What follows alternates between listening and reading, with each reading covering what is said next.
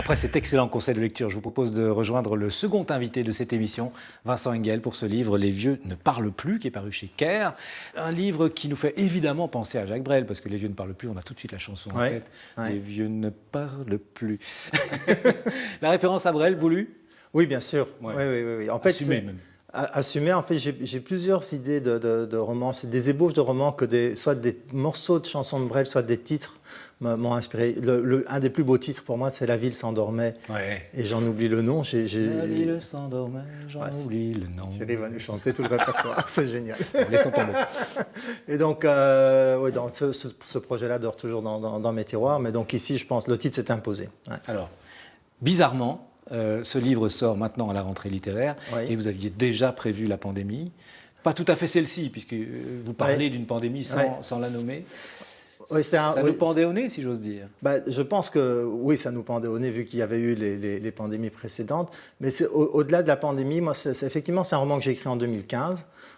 Et c'était plus sur la question de comment va-t-on gérer ce nombre croissant de personnes âgées avec des moyens qui se réduisent, des politiques qui sabrent dans les services publics et une population active qui aussi décroît. Donc comment va-t-on résoudre ce problème-là, ce qui est un problème à la fois de soins et un problème donc là, la financier. pandémie, elle permettait de montrer que finalement, il y avait beaucoup moins de gens qui pouvaient financer la sécurité sociale, puisque beaucoup de morts après une pandémie. Et donc l'idée de ce roman, c'est celle d'un univers qui nous est assez proche dans le futur, où on a réglé le problème des vieux une bonne fois pour toutes.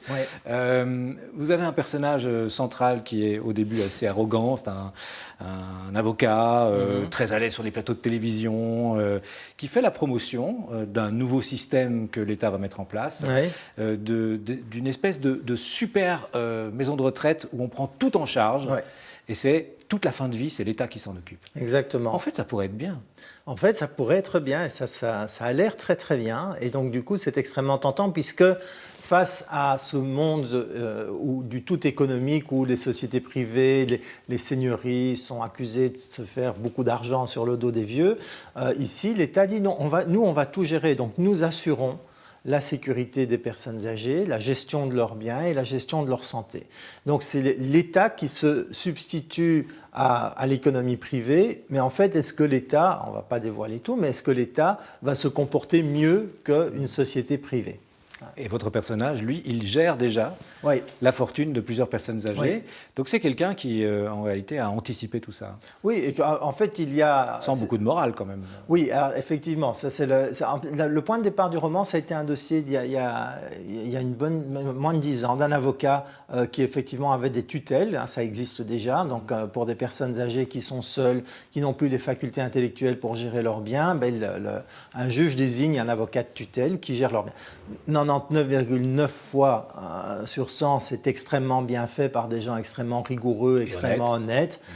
Et il y a parfois, comme dans toutes les professions, quelqu'un qui en profite. Et donc, il y avait eu ce procès de cet avocat qui roulait en Ferrari, qui avait des dépenses absolument somptuaires, qui n'étaient pas vraiment à la hauteur de ce qu'il aurait dû gagner compte tenu de son boulot. Et donc, je me suis un peu inspiré de ce personnage-là pour construire le mien, donc Maître Geoffroy, qui est effectivement c'est le moins qu'on puisse dire, peu scrupuleux avec ses patients. Alors vous allez bien le punir de toute façon, ce personnage, il va en prendre plein la tronche pendant tout le livre. Ce qui m'intéresse moi, c'est pourquoi un livre comme celui-là aujourd'hui? C'est pour dire quelque chose sur le monde de maintenant ou c'est pour dire quelque chose sur ce qui nous attend demain? Ce qui nous attend demain, c'est aujourd'hui qu'on le prépare. Donc je disais, je l'ai écrit en 2015, donc je n'ai pas écrit pendant la pandémie pour qu'il sorte là maintenant. Je pense que la pente est là de réduire constamment les services publics et le statut de la personne âgée a changé. Avant, c'était une denrée rare. Tout ce qui est rare est cher, en tout cas tout ce qui est rare est précieux. Donc on se disait, si ces personnes ont atteint un âge aussi respectable, c'est qu'elles sont plus intelligentes, plus ceci, plus ça. Plus sages, plus expérimentées. Mais aujourd'hui, on est en surstock, si je peux dire. Il y a énormément de personnes âgées et ça ne représente plus du tout, ça n'a plus du tout la même symbolique qu'auparavant. Et au contraire, ça représente un coût. Et alors bien sûr, heureusement, je dois dire que cette pandémie a permis de nuancer un petit peu le constat peut-être trop pessimiste ou très pessimiste que j'avais en écrivant le livre. On s'est quand même rendu compte que on a mis quand même l'économie à l'arrêt, qu'on a essayé de faire beaucoup de choses pour préserver les personnes âgées, même si effectivement la situation dans les Parfois Hauts malgré elle, hein, a été parfois assez calamiteuse. Donc il y a encore de l'espoir, et c'est vrai que, mais un peu comme mon personnage, quand on parle des personnes âgées, c'est-à-dire celles des autres, on est prêt à accepter sans doute pas mal d'aménagements. Pas mal d'aménagements. Pour sa maman, pour sa maman, c'est autre chose. Mais je pense que même pour sa maman ou pour ses grands-parents ou pour sa vieille tante, dans certains cas, les gens sont moins regardants, sont même parfois même un petit peu impatients, non ?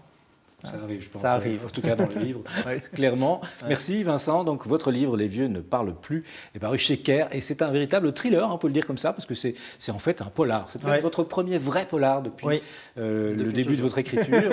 Ceux qui vous ont connu avec Retour à Monte Carlo vont être un peu étonnés parce que ça va les surprendre, ceci. Merci. Merci.